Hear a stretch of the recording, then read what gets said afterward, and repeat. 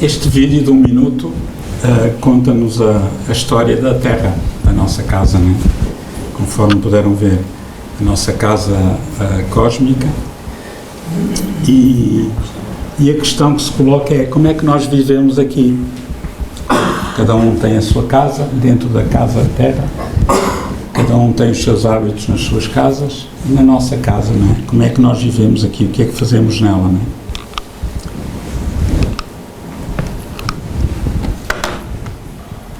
Por isso é que escolhemos este título, Resolver os meus problemas, casos práticos. Vamos arranjar alguns aqui, se vocês colaborarem, claro, porque a palestra é feita a meias. Nesta casa onde estamos encarnados, cerca de 8 mil milhões de pessoas, né, todos nós temos problemas. Problemas de relação, problemas de entendimento, a vários níveis, né? Seja na estrada, em casa, no trabalho, no centro espírita, em qualquer associação desportiva, cultural, né? Onde houver duas pessoas há problemas, quase sempre, né? E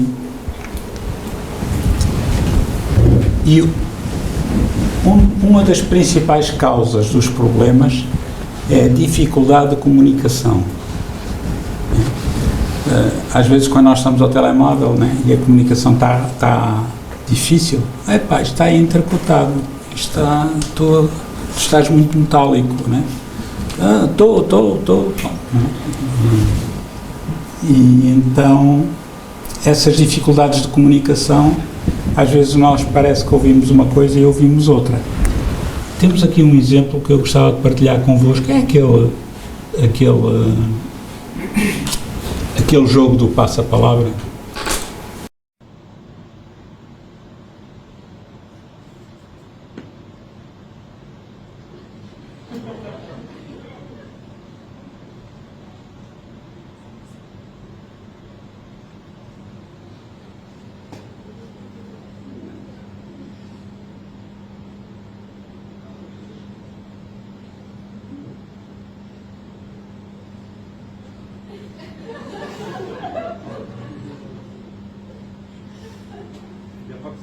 Не може по 2 пъти.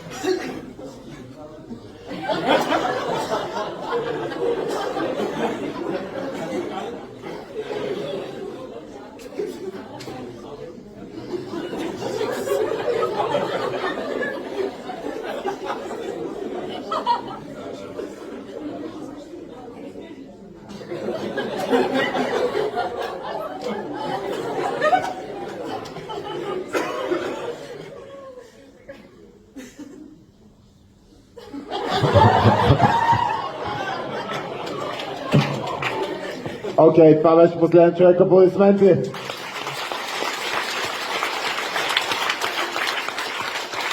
Искам да дойдат сега предпоследните хора от двете страни. Диана, ти беше. Então, temos aqui um caso típico de dificuldade de comunicação, né?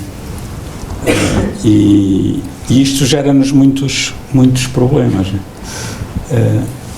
Nós temos dificuldade de comunicação, às vezes dizemos uma coisa, os outros entendem outra, ou querem entender outra, ou não conseguem entender, e nós pensamos que o outro entendeu e não entendeu, e depois começamos a fazer filmes sobre porque é que aquela pessoa não me fala, ou olha de canto para mim, ou qualquer coisa, né?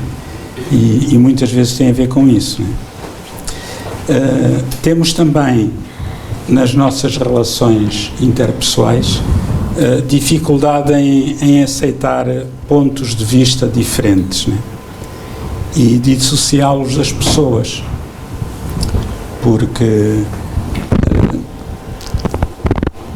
pontos de vista todos temos, seja sobre o que for, e então em Portugal nós temos opinião sobre tudo, mas isso é perfeitamente plausível e é normal na vida termos pontos de vista. Agora, o que não é normal é como nós fazemos na sociedade, de um modo geral no mundo inteiro, que é associar o ponto de vista à pessoa. Isto é, ela tem um ponto de vista sobre a melhor maneira de cozinhar arroz já cozinhado, né? E eu tenho outro ponto de vista. Mas como o ponto de vista dela é diferente do meu, eu acho que o arroz cozinhado não deve ser cozinhado. Mas ela diz que encontrou uma receita como cozinhar arroz cozinhado. Então é um arroz recozinhado, partindo do pressuposto que isto é verdade. Ela tem um ponto de vista, diz que o arroz recozinhado é muito mais saudável para a saúde do que o meu arroz apenas cozinhado. E então, às tantas, temos duas opções. Ou eu deixo-a ficar com a verdade dela, ou vamos começar a discutir sobre culinária e a procurar no Google e mais não sei quantas outras coisas, etc. Por aí fora, né? Se eu não tiver atenção, eu começo a ganhar uma certa aversão à Catarina. Cada vez que ela me encontrar, olha que é cozinhado sobre cozinhado. E eu não é, né? Quer dizer, começa a haver um friçãozinho entre as pessoas porque têm opiniões diferentes. E há um célebre ditado que dizem que é chinês, mas eu tenho as minhas dúvidas porque geralmente o que vem da China é fraquinho. Como o ditado é bom, não deve ser chinês.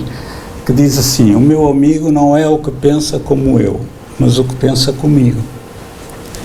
Ora, nós quando confundimos a ideia desta senhora com ela, se eu sou a favor da ideia, eu sou amigo dela.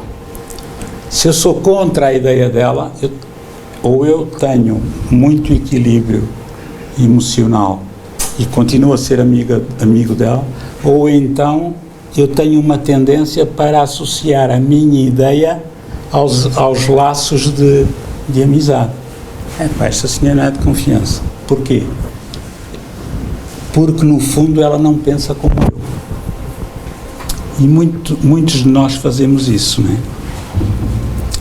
Porque nós todos, de um modo geral, temos falta de humildade, né? Uns mais, outros menos, né? E isso, claro, torna o cenário explosivo. Vemos isso aí pela cidade e pelo mundo inteiro, né? E então começam a aparecer as mágoas, as aversões, né, que estávamos a falar, o afastamento uns dos outros, porque nós temos uma tendência tribal. Desde os tempos viemos das tribos, ainda hoje temos, né? E vemos isso no futebol, a tribo da claque do Benfica, a tribo da claque são tribos, né? Com aqueles são reminiscências dos tempos ainda das tribos, né? Aqueles cânticos, era tal e qual como nós, quando vivíamos nesse tempo tribal, também cantávamos para estimular, quando íamos para a guerra uns contra os outros. Ali a guerra é uma bola, é a guerra pela bola, né? E as pinturas e as tatuagens, aquelas coisas, era típico dos hábitos tribais. Porque é que eles se pintavam quando iam para as guerras, com as tribos umas com as outras? Para se reconhecerem, para saberem que eram da mesma tribo, quando andavam lá à chapada, né? Nós temos muita tendência a isso, a haver essas aversões. E porquê é que isto acontece? Porque nós não temos uma visão de futuro. Nós só temos uma visão de presente, né? Presente. No outro dia, ia ali com a Dona Virgínia, ali de carro, e numa rotunda, eu estava dentro da rotunda, tinha prioridade. Por sorte não, eu ando sempre com muita atenção a conduzir, principalmente nas Caldas, e então nas rotundas nem se fala, né? Sempre com 1000 olhos. E há 2 carros que não param quando deviam parar e passam à minha frente. Se eu confiasse, tinha batido, ou no primeiro, ou no segundo, ou nos 2. né? E a primeira sensação foi assim, de raivazinhas, assim, esses filhos da mãe ou filhos de outra mãe não param na rotunda. Mas depois aquilo passou rápido, depois comecei-me a lembrar dos 50 mil que param nas rotundas, né? E não era justo eu estragar o meu dia só porque aqueles dois não pararam, se calhar iam distraídos, iam a pensar noutra coisa. Então é muito importante de vez em quando termos uma visão de futuro. Tem aqui um videozinho pequeno que vai ajudar a entender isso.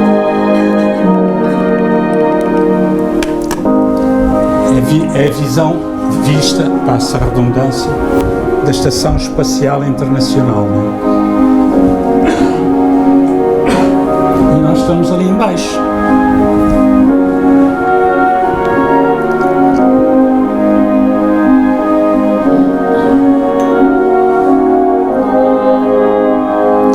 Não conseguimos ver as fronteiras entre a Ucrânia e a Rússia, no Médio Oriente, um pouco por todo lado.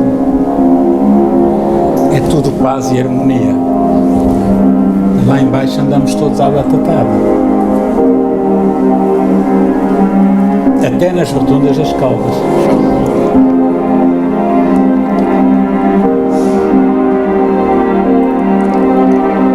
No entanto, a nossa casa é de uma beleza fantástica, não? A terra.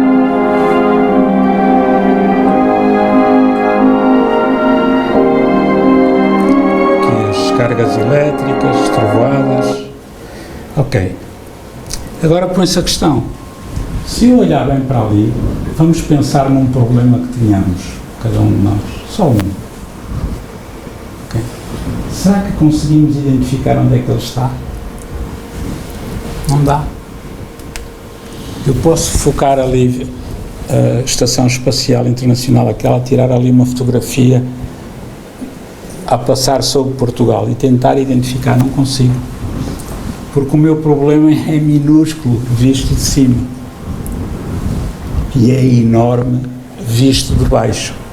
E então, se o nosso orgulho e a nossa vaidade e o nosso egoísmo forem também grandes, né, o tamanho do problema aumenta. E de que maneira, né? Há um espírito amigo que assina com o pseudónimo Poeta Alegre, Alegre com A minúsculo, que tem tem ditado alguns textos aqui no centro, que deixou uma mensagem sobre este assunto muito interessante.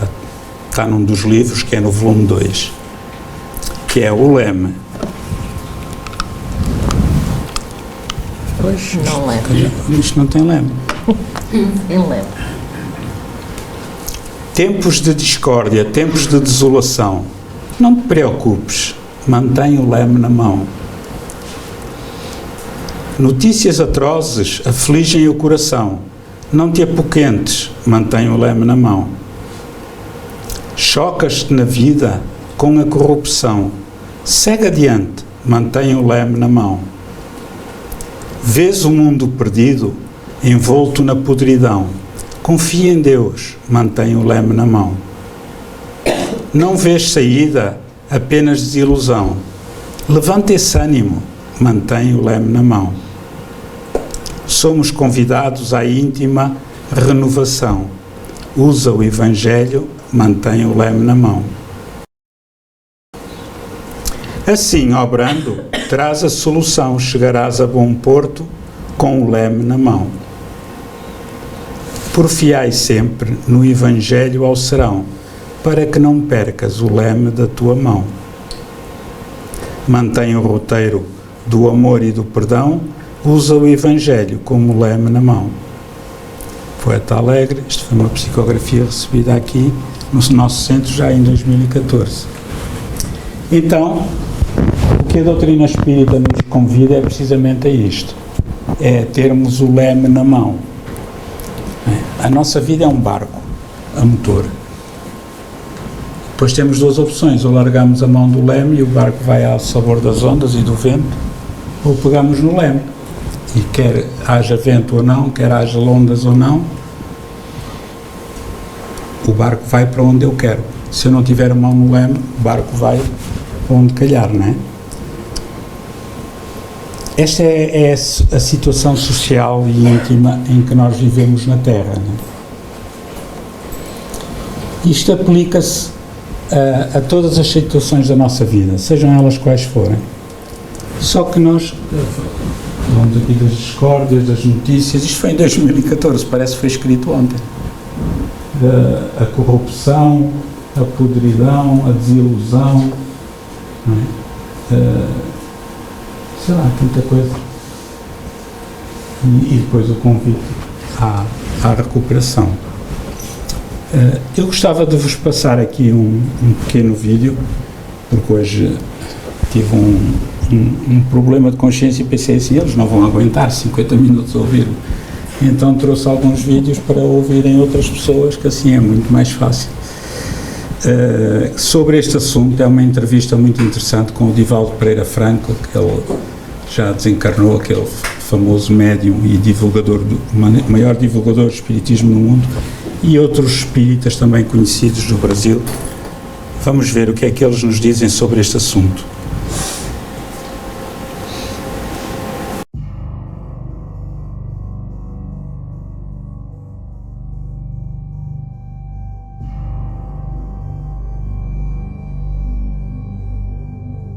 Você tentou se matar de que maneira? Jovens, adultos, homens e mulheres. Treinar a pontaria é um esporte popular em vários estados americanos. A guerra contra o narcotráfico na Bolívia e na Colômbia. Quando eu penso que a cada 4 segundos uma pessoa suicida no mundo. Quando eu penso que a maior parte do dinheiro do planeta vai para a indústria de armamentos. Quando eu penso que o negócio mais lucrativo do mundo é o tráfico de entorpecentes, eu penso que o mundo está doente.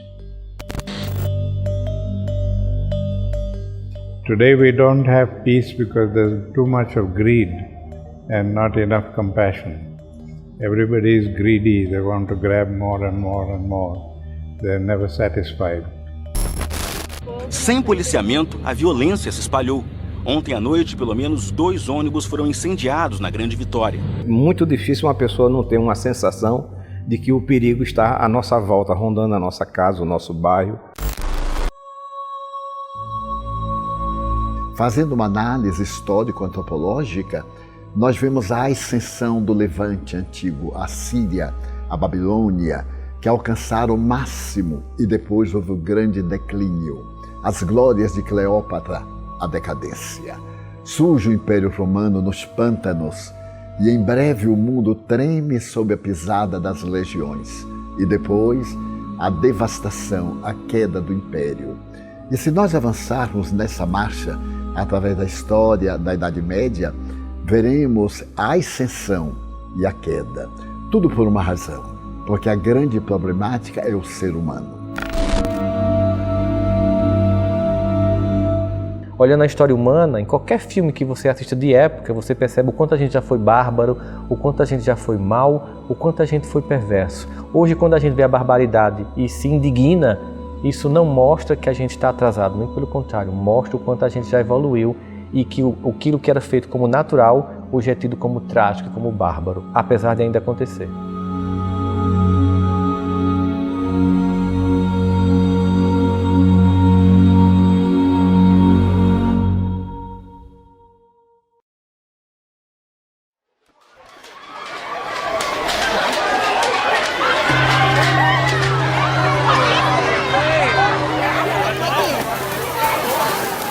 O Dr. Rolomei, em uma obra fantástica, estabelece que a tradição desapareceu. E a tradição são raízes. Não podemos viver sem nossas raízes, nos tornamos parasitas. Depois o individualismo. A tecnologia moderna nos tornou individualistas através da comunicação virtual. E o consumismo, como sendo uma fuga para a aparência, porque não suportamos olhar-nos a nós mesmos no espelho da consciência. if we have very high expectations and we want too many things in life, and when we don't get it, we get disheartened. And so, that's where all the conflicts begin, with the individual.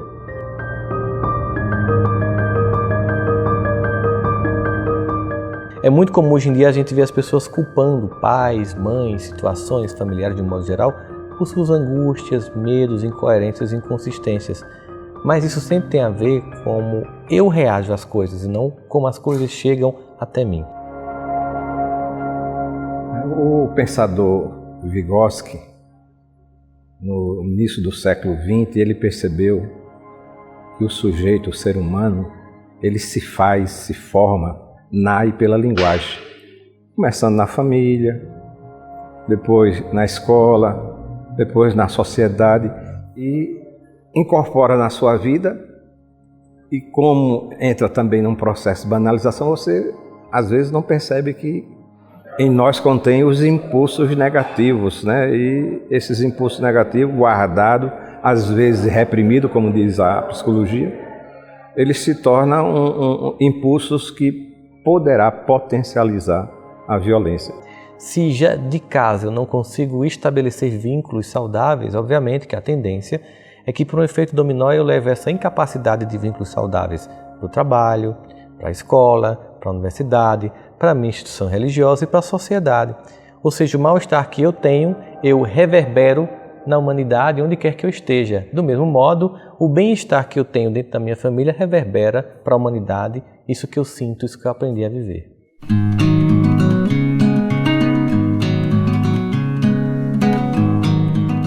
A paz é o ambiente propício para que o conflito possa ser exposto. Porque o conflito é natural. Eu tenho interesse, a outra pessoa tem outro interesse. Eu tenho uma visão, ela tem uma outra visão. Eu quero seguir um caminho, ela quer seguir outro. Sem o clima da paz, fica difícil trazer isso. E o ser humano não se dá conta que ele é carregado de impulsos de violência. A linguagem não o torna violento imediatamente, mas deixa ele cheinho, abundante, para que a possibilidade da violência se faça através dele. As nossas cantigas de ninar uma criança. O cravo brigou com a rosa debaixo de uma sacada. O cravo saiu ferido e a rosa despedaçada. Ou seja, um grau de violência numa cantiga de ninar, para ninar a criança. Esse é o lado mais frágil de uma das maiores tragédias humanitárias deste século. A corrupção que rouba dos brasileiros mais de 40 bilhões de reais por ano. Depressão é um problema seríssimo. A Organização Mundial da Saúde calcula que a partir de 2020 vai ser a maior causa de absenteísmo no mundo. Todas essas crises que a humanidade tem vivido hoje, sejam essas crises dos migrantes, sejam as crises políticas, ainda ideológicas que a gente tem visto, elas são a prova de que o mundo está se refazendo, de que o mundo está tentando passar sua história a limpo e que certas práticas ou certas instituições ou certos valores não são mais compatíveis com o mundo que nós estamos forjando. Então é natural que para que o novo venha, o velho se destrua. E nesse processo há atos históricos e sentimento de desespero, sentimento até de pensar que nós estamos nos desencaminhando, na verdade nós estamos nos reencaminhando. Então não é uma crise de ação, é uma crise de valores. Então se nós não assumimos determinados valores, incluindo o da imortalidade da alma, se esses valores não forem resgatados, nós vamos continuar no abismo. As estatísticas são alarmantes. E vejamos que não se tratam de problemas de solução difícil.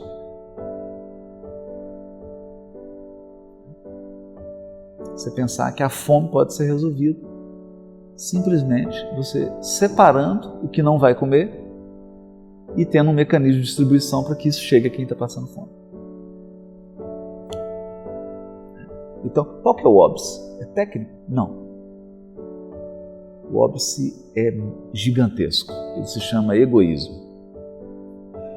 And that is where we are with the world today. 51% are, enjoying good life and lots of good things, but 49% are living in barrios and poverty, and they don't know where the next meal is going to come from.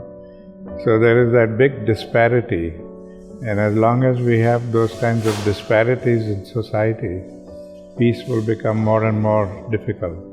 Mesmo porque não pode haver uma paz externa se não houver uma harmonia interior. Quando a Gandhi perguntaram qual era o caminho da paz, ele respondeu que a paz não tinha caminho, era o caminho. É necessário, como evocou Jesus Cristo, eu vos dou a minha paz. E ao desdobrar o pensamento de paz, ele fez um paralelo, não como o mundo nos dá. Equivale dizer que a paz do mundo é a paz do pântano, a água tranquila na superfície e a podridão embaixo. A paz do Cristo, que é a mesma paz que Gandhi distribuiu pelo mundo com Martin Luther King Jr. e outros, é esta harmonia que transcende do interior e, à semelhança de um bálsamo, modifica as feridas externas da humanidade, estabelecendo uma linha de comportamento harmônica entre todos os seres da Terra. La mayor parte de los habitantes del planeta se declaran creyentes. Esto debería provocar un diálogo entre las religiones. No debemos dejar de orar por él y colaborar con quienes piensan distinto. Confío en Buda. Eu diria que a religiosidade é a base para o caminho da paz. Sem a religiosidade, que é diferente de religião. Né? Porque religião é templo, é hierarquia, é conjunto de dogmas, é teologia, é um conjunto de regras, ainda que não escritas. A religiosidade não. A religiosidade é um fenômeno interior. Né? A religiosidade é o tamanho da minha conexão com Deus. A qualidade e o tamanho, né, da minha conexão com Deus. É uma experiência íntima. Isso é religiosidade. Nós pensamos que sem uma conexão com Deus é difícil partir para uma ação na paz. Porque vai faltar combustível. Quem sustenta isso é Deus. A nossa conexão com Deus nos dá a fonte que vai nutrir, que vai nos guardar, que vai nos amparar nessa ação no bem, nessa ação pela paz e na paz. Nós, de fato, ecoamos o que tem na nossa intimidade. Então, o que eu tenho que fazer? Primeiro, ser honesto comigo e reconhecer que tem um conflito, porque eu acho que o maior problema hoje, um deles, é as pessoas não reconhecem que tem fragilidades, que tem conflitos, que tem ódio, que tem inveja, que tem sentimentos ruins. As pessoas não acolhem a própria sombra e projetam nos outros. Então, você é que é mal, você é que é ruim, você é que é invejoso, você é que é egoísta. Enquanto eu não reconhecer que eu tenho isso em mim e não me culpar nem me destruir por isso, mas me aceitar, me acolher, me compreender, cuidar de mim e amadurecer a minha vida, eu vou continuar reverberando o que tem de mal em mim.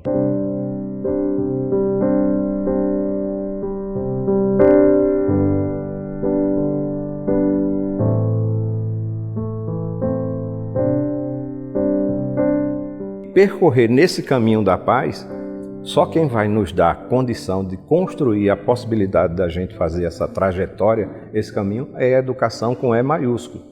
Não é educação que é confundido, mais das vezes, com a formação intelectual, que é a instrução. Nós podemos nos instruir e ser profundamente perversos. Well, how you react to each other, how you talk to each other, how you respect each other, what kind of relationships we have, all of that makes a difference in creating that peace. Então, esse nosso sonho de paz está a fluxo, convidando-nos para viver intensamente essa fraternidade que há de tornar-se real quando nos tolerarmos uns aos outros, quando dermos ao outro o direito de ser como é, amando aquilo que ele é e não aquilo que nós gostaríamos que ele fosse, que é a nossa projeção do conflito para que o outro resolva o que nós não conseguimos.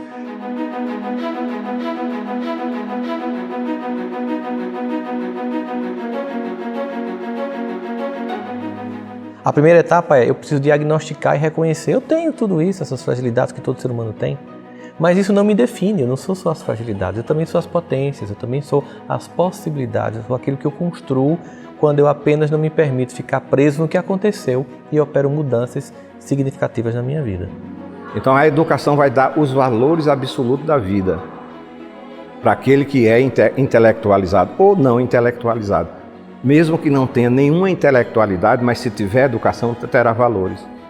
Então essa pessoa se tornará uma pessoa boa, uma pessoa mais humana, mais generosa, podendo ser mais bondosa, mais fraterna, carregada desses valores. A instrução por si só, ela não tem competência para tornar uma pessoa mais bondosa, mais gentil, menos violenta.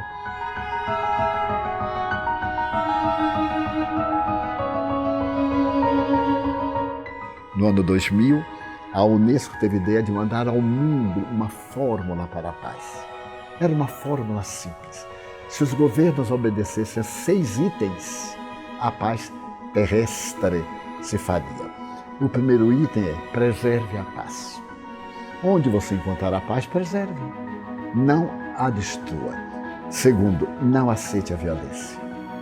O indivíduo é violento, ok, mas eu não aceito a violência dele.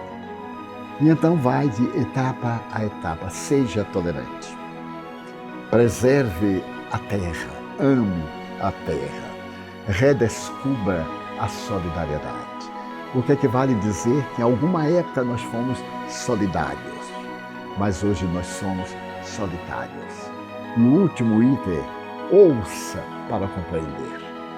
If we look at each other as human beings, whatever our color or race or nationality, we are all human beings, we are all aspiring for the same goal. We may look different, but that's beautiful. If everybody looked the same, it would be so boring. So we should accept that, and we should, incorporate that in our understanding.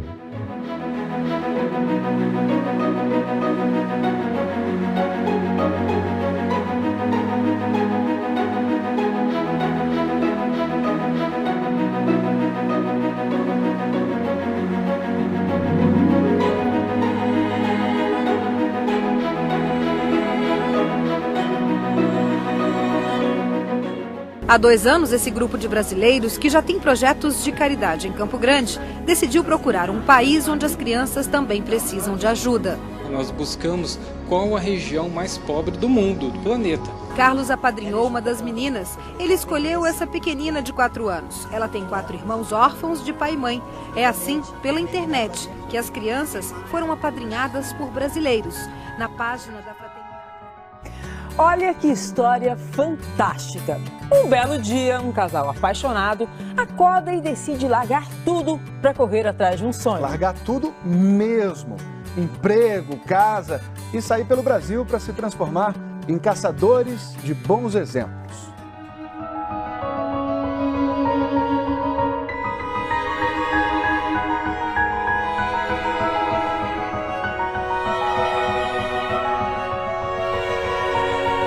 Casos práticos, resolver os meus problemas.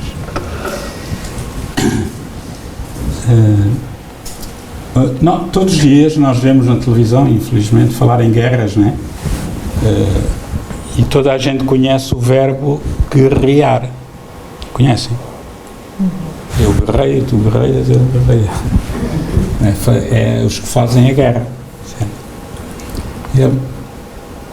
Há aqui alguém que conheça a palavra pasear, com Z? Ninguém conhece, ou muito poucos se calhar conhecem. Vocês acreditam que a palavra pasear existe? Eu, armado em esperto, ouvi uma palestra de um um grande lutador pela paz, que é espírita, no Brasil, e ele estava a falar em pasear, e eu, pô, lá estão os brasileiros com esta história de inventar coisas, porque os brasileiros são muito práticos, se precisam de uma palavra, utilizam, arranjam. Por exemplo, nós dizemos, vou dar os parabéns, não temos outra alternativa, eles já arranjaram logo o parabenizar, e agora já está a entrar em Portugal, mas não é português, é português do Brasil. Então eu ouvi o Clóvis Nunes a falar em pasear, fui logo ao dicionário. Isto não existe. É pá, um dicionário da Lelo, editora, mais antigo do que eu, estava lá, pasear, fazer a paz. Nós, em pleno século XXI, não sabemos que existe o verbo pasear, que é o verbo de fazer a paz. Mas sabemos, de cor e salteado desde pequenino, que existe o verbo guerrear. Ou o verbo dormir durante a palestra também, não é? É normal, não é? Isto faz-nos pensar, a mim fez-me pensar, fogo, tenho de falar nisto, no pasear, não é? Nós estamos tão pouco ligados à paz que desconhecíamos isso. É incrível, não é? Como é que uma coisa dessas não se sabe? E é português ainda por cima, não? Meu Deus, as coisas que a gente não sabe. Ok. Então, agora vamos arranjar problemas. Eu gostava que fossem vocês a arranjar. Por exemplo, casos, sei lá, casos que conheçam da vossa vida ou de outras vidas, de outras pessoas, dos vossos colegas, situações de conflito que existam na cidade, no dia-a-dia, que achem que sejam difíceis de resolver. Vamos tentar resolver pela ótica espírita. Alguém dá um exemplo e a gente, como é que eu faço, né? Por exemplo, sei lá, a minha sogra é metediça, não estou a dizer que é uma hipótese. A minha sogra é metediça, pá, ela faz uma vida negra, como é que eu faço? Já repararam que até no português há racismo? A vida negra, não é? A ovelha negra, não é? Nunca é branca, não é? Tudo que é mau é negro. Coitado do Dr. Benjamin. E de todos os negros deste país, né? E do mundo. E dos que irão ser negros. Se calhar nós somos potenciais candidatos a isso. No futuro vamos ser quase todos mulatos. Felizmente, não é? Temos um melhor DNA. Alguém quer contar algum caso de difícil solução no trânsito, no trabalho, que tenha ouvido falar, não é vosso? Não é? Vamos lá. Ninguém tem problemas? Corrupção. Okay. Qual é o teu problema com a corrupção? Todo mundo prejudica o mundo, não é? Sim. Não, mas tu conheces casos de corrupção? Conheço na sociedade. Da sociedade, ok. E qual é o teu problema? É resolver a corrupção? Pronto. Sim, senhora. Como é que nós vamos resolver o problema da corrupção? Ali a Manuela é professora. Não se corromper. Já te dou a palavra. Vamos pressupor que ela descobriu casos de corrupção na escola, na orientação, na direção da escola. Como é que vamos resolver isto? Tinhas dito?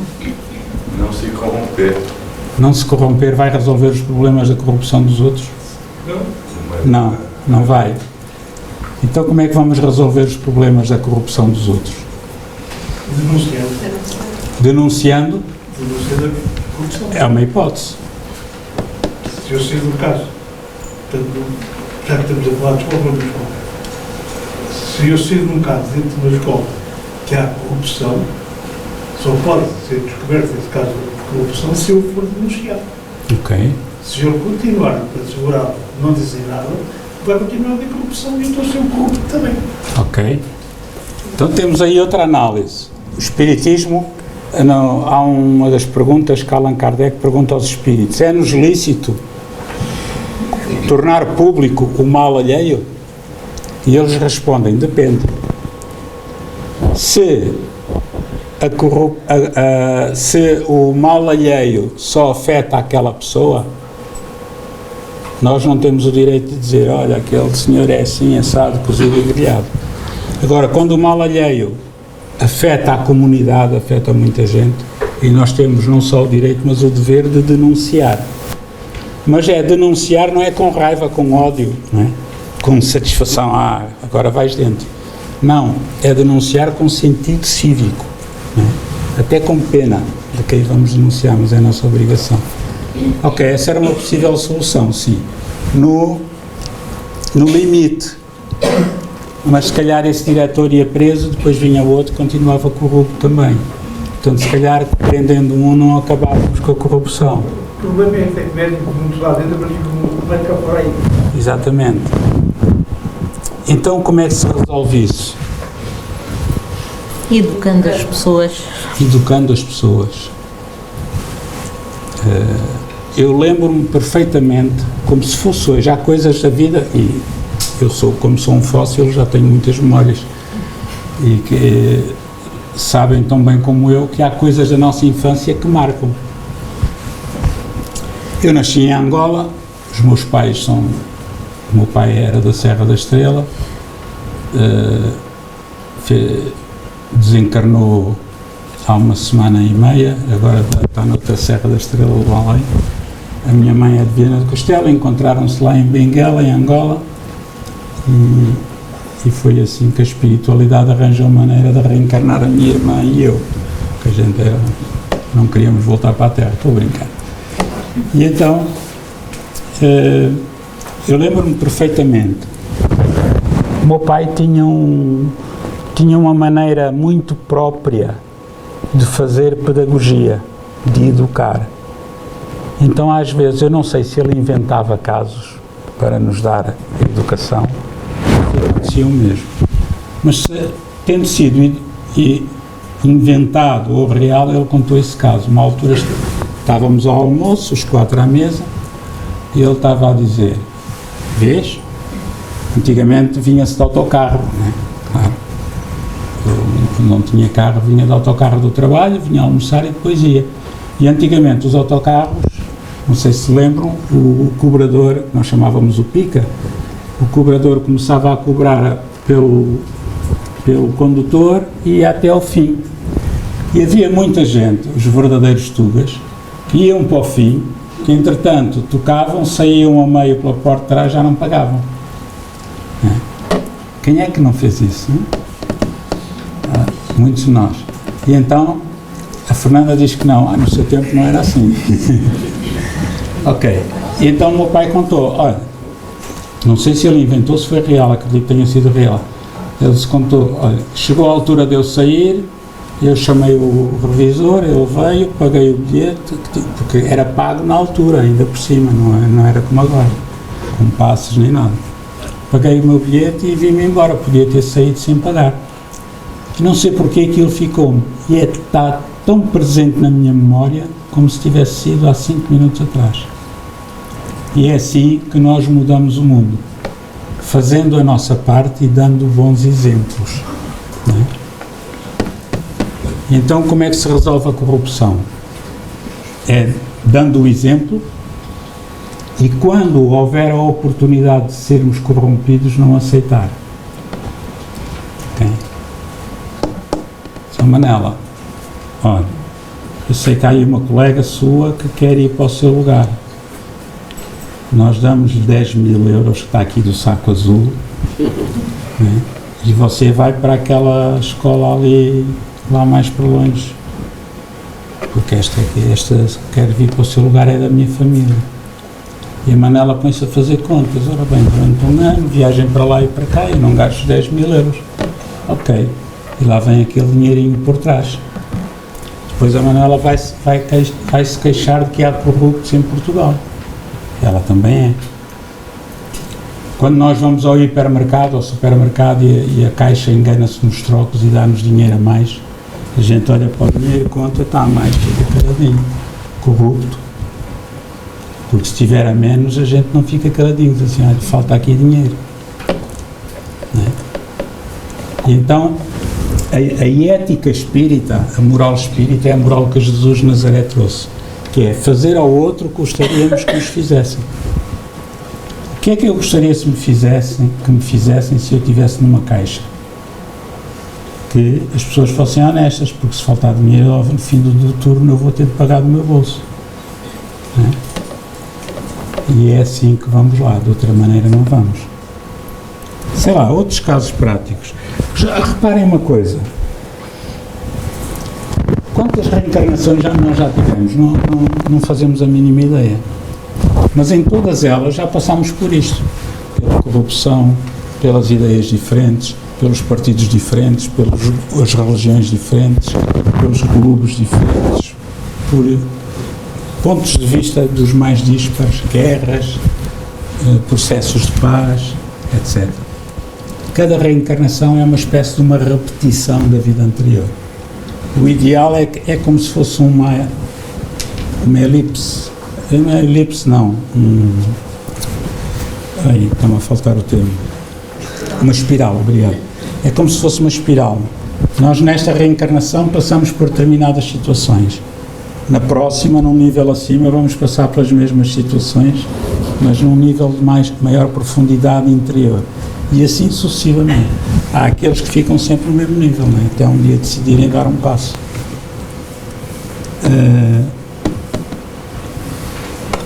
Sei lá, se calhar aqui nunca aconteceu isso, discutir. Ninguém tem esses problemas, para não?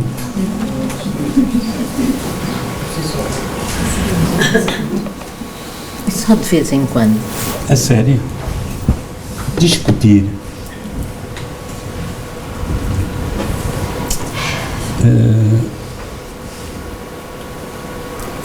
Eu presumo que ninguém discuta aqui, porque ninguém fala nesse assunto, o que é extremamente saudável, mas vamos falar no assunto tendo em conta que pode ser útil para nós passarmos aos outros.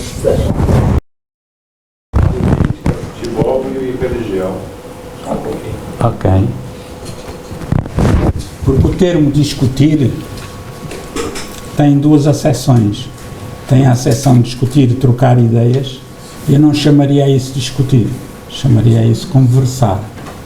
E há o discutir, que é o querer impor a minha ideia. A gente discute no trânsito, nas rotundas, aquelas almas amorosas que entram na rotunda e não têm pisca, compraram os carros às prestações, não? E ainda não têm o pisca, e a gente ainda adivinhar para que lado é que eles vão, ou então tem o pisca da esquerda ligado porque esqueceram e depois vão para a direita e a gente anda ali aos S.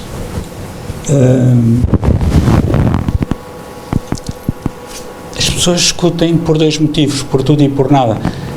Hoje em dia nós discutimos. Eu já me vacinei sobre isso.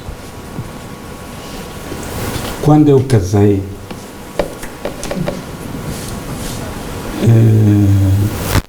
passado aí uns 2 anos, ainda não tinha filhos, conversando com um grande amigo que tenho, com quem aprendi muito espiritismo, que é lá da Zona Norte, e eu apresentava-lhe os meus supostos problemas naquele tempo. E eu dizia-lhe, mas isto é assim, a minha mulher é assado, e eu acho que tenho razão, e ela acha que também tem, mas não sei quanto. E ele dizia-me assim com a calma própria de um espírito evoluído, que não era o meu caso, obviamente. Ele dizia assim, Lucas, só há uma solução para isso. Então qual é? Escreve assim na tua testa, nunca discutir. E eu, não, tu estás, mas é doido. O quê? Então eu não vou discutir quando eu tenho razão. Então, mas tu achas que tens razão, mas a tua mulher também, o teu colega de trabalho também, o teu chefe também.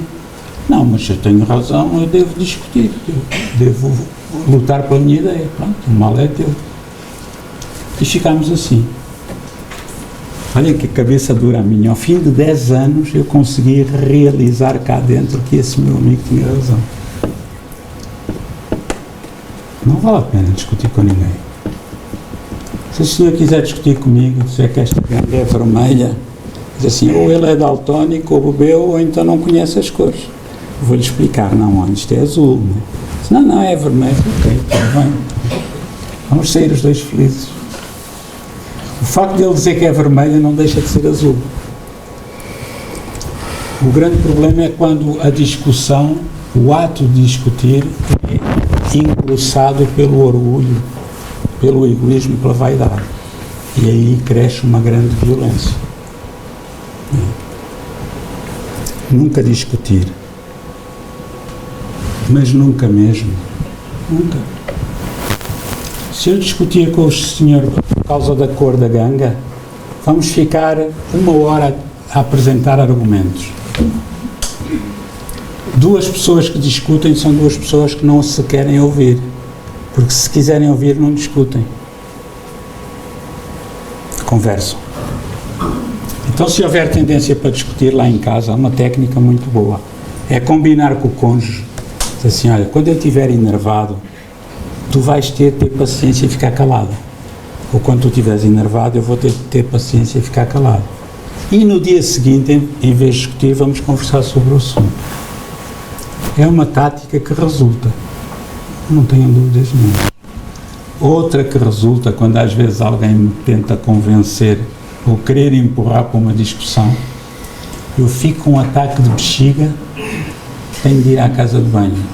E a bexiga está tão cheia que eu demoro tanto tempo na casa de banho, quando eu saio da casa de banho já passou a vontade de discutir. É a chamada retirada estratégica. Não é fugir ao assunto, é fugir à discussão. Vale a pena discutir. Depois as pessoas dizem assim, eu vou discutir com a Catarina qual é a melhor maneira de fazer palestras. No fim ela vai me dar na cabeça e dizer assim, pregaste-me que seca do caraças ao pessoal. Mas foi o que eu consegui fazer. Não é? Mas não é assim que se faz, é assim. Eu não vou discutir com ela. Ela tem a ideia dela, eu tenho a minha, tudo bem. Nós discutimos porquê? Por causa de ideias. E este senhor que diz que a ganga que é vermelha, daqui a bocado está-me a bater, um dia ele vai desencarnar e vai chegar à conclusão do lado lá que afinal a ganga era azul. E eu também vou desencarnar, vamos chegar ao lado lá, vamos nos rir os dois. E lembras-te daquela discussão que a gente teve lá no Centro Espírita por causa da cor da ganga? Vamos nos rir de nós próprios como hoje nós nos rimos das nossas infantilidades quando éramos crianças. Tínhamos aquelas mágoas, né? Aqueles namoricos. Quando os namoricos acabavam, aquilo era a coisa mais dolorosa do mundo. Aí, uma coisa, ia aparecer outro, ou outra. Né? E então, e a gente ri-se, esta senhora agora ri-se disso. Porquê? Porque estamos a relembrar. Então, quando nós estivermos no mundo espiritual e formos relembrar as nossas infantilidades no estado adulto, e tantas discussões que eu tive com o meu marido, ou com a minha mulher, ou com o meu sogro, ou com a sogra,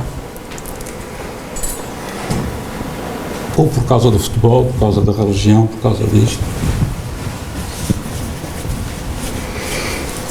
Será que vale a pena?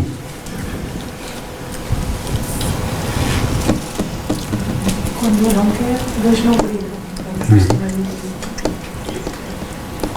Muitas vezes nós precisamos de passar por... isto são mecanismos de fazer a paz. Porque o que é que a sociedade nos ensinou? A sociedade ensinou-nos, olha, se alguém te bater, tu tens de bater também, para mostrar que és macho. Né? E de preferência, se levares um estalo, dares 2, que aí és um super macho. Nas mulheres é mais tipo... agora já começa a ser durinho também. Antigamente era mais puxar cabelos, né? Pelo menos historicamente falando. Mas é igual. Nós fomos formatados para potencializar a nossa agressividade. Porque se tivermos um bocadinho de agressividade, isso pode ser útil para a nossa sobrevivência. É útil. Mas a agressividade se transforma em violência é completamente inútil. Vemos o caso do Putin, aquele desgraçado quer ser imperador, ainda não conseguiu invadir 1/3 da Ucrânia, já morreram dezenas ou centenas de milhares de homens de lado a lado, e ele ainda não teve um bocadinho de lucidez para saber que amanhã pode desencarnar, esta noite pode acordar morto. Dá uma carinha. Se ele amanhã acordar morto, terá valido a pena, né? Relativizar as coisas. Quando tiverem vontade de discutir ou de criar problemas, lembrem-se da Estação Espacial Internacional. Se eu for lá para cima a 400 km de altitude, onde é que está o meu problema? Era uma técnica que o Allan Kardec utilizava. Quando tinha um problema grave, e ele teve muitos, foi perseguido pela Igreja, pelo Napoleão III e não só. E até por alguns espíritas também. Criaram-lhe muitos problemas, vaidosos. E então, ele, para resolver o seu problema, imaginava-se a flutuar no espaço. Não havia a Estação Espacial Internacional. Imaginava-se a flutuar e olhar para a bolinha azul. Assim, onde é que está o meu problema? Não existe, é infinito. Infinitamente pequeno. Então era a maneira que ele tinha de desdramatizar, desvalorizar. Levantaste a mão. Eu dava essa característica que nós depois temos de não conversar e de discutir. É uma coisa que nós temos na infância e que perdemos, porque as crianças brigam e passado um bocadinho já estão a convidar a criança para brincar outra vez. Eles não sei, há um mecanismo, uma pureza, que nós depois perdemos. E é uma pena. Nós não perdemos isso, adquirimos é a arte de guerrear. Ou o egoísmo dos egos. De guerrear. Talvez. Nós fomos ensinados assim. E não aprendemos a palavra pasear. Eu paseio, tu paseias, ele paseia. Parece estranho, mas existe, é o verbo pasear. Manela, já podes ensinar uma coisa nova aos teus alunos. Perguntar aos pais se sabem o que significa pasear, que é para eles irem ao dicionário.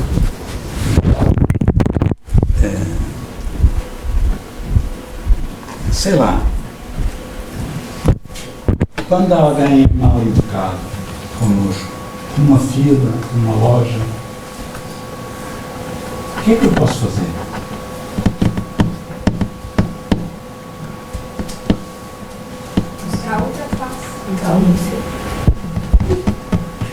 Posso fazer. Por acaso, no outro dia aconteceu isso. Estava numa fila, numa loja, e entrou um senhor extremamente alto. Estava imigrante, e não só, também tinha uma corrente de ouro, e então aquela corrente de ouro, eu reparei, era o seu ego. Eu sou todo poderoso. E ele tinha uma senhora à frente. Obrigado. Ele tinha uma senhora à frente para ser atendida. Eu estava atrás do senhor e o senhor estava extremamente apressado. E nunca mais despacha. E mais não sei quando. E a senhora estava a atender, a empregada estava a atender outra pessoa e ainda tinha uma senhora à frente. Só eu estou a atender. Mas você é uma mosca morta. E mais não sei quando. Claro, a rapariga lá dentro, aquilo já estava a deitar fumo. Eu não sei como é que ela aguentou. O pessoal cá atrás começou logo a mandar bocas. Mas você não tem respeito nenhum, mas não sei quantos. E o homem, pronto, estava a ver que ia haver ali uma caldeiradazinha jeitosa. Mas ele lá se contou, ele devia estar obsidiado, só pode, estava mesmo... Ninguém falou com ele, entrou ali, perturbou toda a gente, tentou perturbar. E eu pensei assim, o que é que eu posso fazer? Vou falar com o homem, não vale a pena, porque ele está perturbado, já os outros falaram, não resolveu. Tem de estar atento para ele não partir para as vias de facto, aí temos de o agarrar, não é? Mas, em vez de entrar na onda da raiva, da revolta, que é normal nessas alturas, porque nós somos invadidos por uma onda de violência, eu comecei a orar. Lembrei-me do que aprendi aqui no centro, comecei a orar por ele, envolvê-lo assim numa espécie de uma luminosidade branca, como se lhe tivesse a dar um abraço, mentalmente a dizer-lhe calma, calma, né? Sem abrir a boca. Coincidência ou não, ele começou a acalmar. Entretanto, já a outra senhora passou, né? E nós podemos fazer isso. Eu não sei se foi derivado de mim ou se ele se cansou de ser parvo. Provavelmente foi mais a segunda, né? E isto que nós falávamos aqui, que víamos há bocado naquele vídeo, aqueles conceitos do Divaldo Franco e de outros, Nós temos guerras, as guerras que existem no planeta são como a corrupção que a Manuela falou. Elas existem porque nós temos guerra cá dentro, não temos paz. Quem é que faz as guerras? São os chefes políticos. Quem é que elege os chefes políticos? Somos nós. Daqui a uns 10 anos, quem vai ser primeiro-ministro? Portugal, se calhar algum membro importante na NATO com capacidade para decidir guerras ou não. Um dos nossos filhos. Não é? Se ele tiver aquilo que o Renato falava, se ele tiver uma boa educação de base, se ele souber o verbo pasear, ele vai dizer assim, não, estamos fartos de guerras, vamos pasear. Não é? E essa é a filosofia espírita. Pasear, não é? É tão bom isto, não é? Ali na Praça da Fruta, eu adoro passar ali. Principalmente de manhã, quando os carros passam uma velocidade média de 1,2 km por hora. E eu estou cheio de pressa, não é? E então aquilo vai despoltando a paciência, depois a raiva, claro. Primeiro vem a raiva, e depois pensa assim, espera aí, eu é que saí atrasado de casa, não são eles que estão a empatar.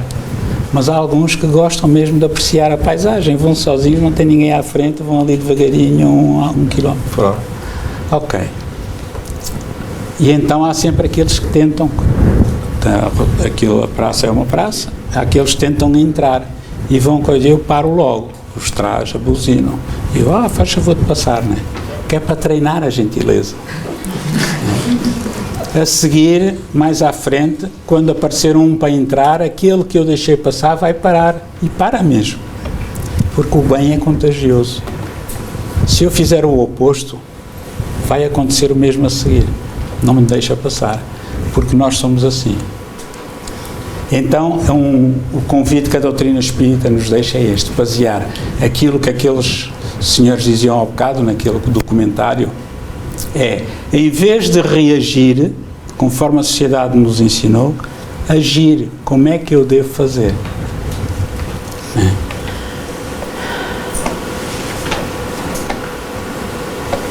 É como aquela história que vocês conhecem das histórias quadradinhos, que ia uma senhora de carro e vinha um homem de carro em sentido contrário. E o homem pôs a cabeça de fora e gritou, vaca!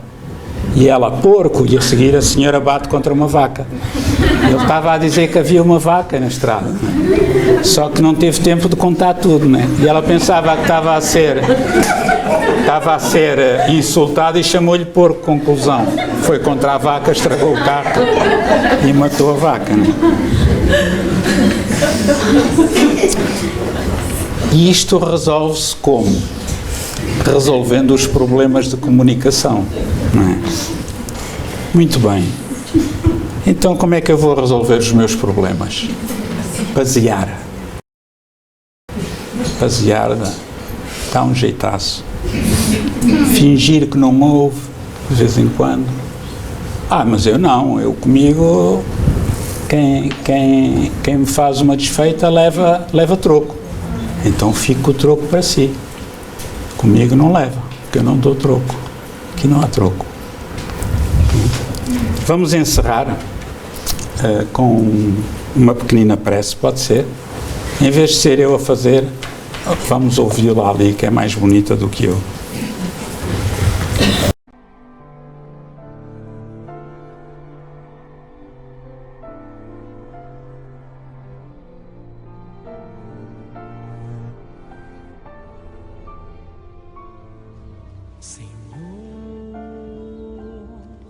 Fazei-me um instrumento de vossa paz.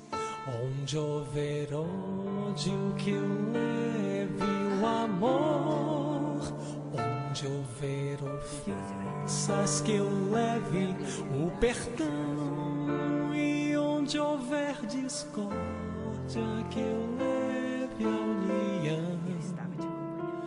Onde houver dúvidas, que eu leve fé. Onde houver erros, que eu leve a verdade.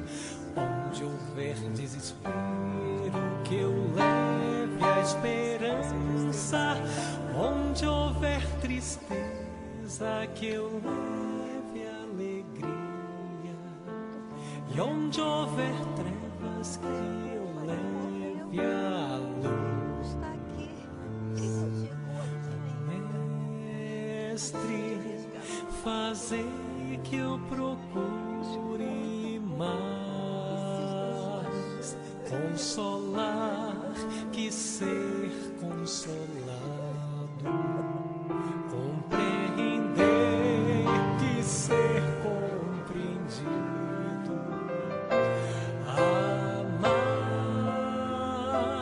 que ser amado, pois é dando que se recebe, é perdoando que se é perdoado, e é morrendo que se vive para a vida eterna. Esta é a nossa bibliografia e obrigado pela paciência, demorei mais um bocadinho.